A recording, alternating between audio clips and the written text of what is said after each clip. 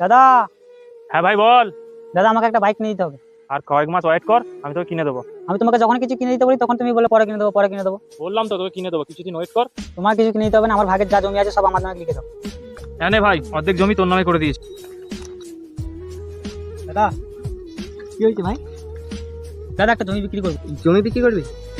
ঠিক আছে, চল বসে কথা বলি। ঠিক আছে ভাই, গলিটা দেখি। দাদা, এই যে এইটাকে জমিটা বিক্রি করবো। ঠিক আছে, তাহলে এই পেপারটা সই করে দে। নে তোর টাকা। এই তোরা কাজগুলো দেখে শুনে তাড়াতাড়ি করে নে, কাজগুলো তাড়াতাড়ি করতে হবে। দাদা, আপনি এখানে কি করছেন? এই যে এই জমিগুলো দেখাশোনা করছি। দাদা, এই জমিটা তো আমার, আপনাকে তো ওই জমিটা বিক্রি করা হচ্ছে। শোন, এই জমি ওই জমি আমি এই দুটো জমি লিখে নিয়েছি, বেশি বকিস না, যা এখান থেকে। ভাই কি হয়েছে ভাই তোর? আমার সব জমি দালাল সব লিখে নিয়েছে। আমার যেটুকু জমি আছে সেই জমিটা দুজন মিলে চাষ করবো চ। একই বলে ভাইয়ের প্রতি দাদার ভালোবাসা।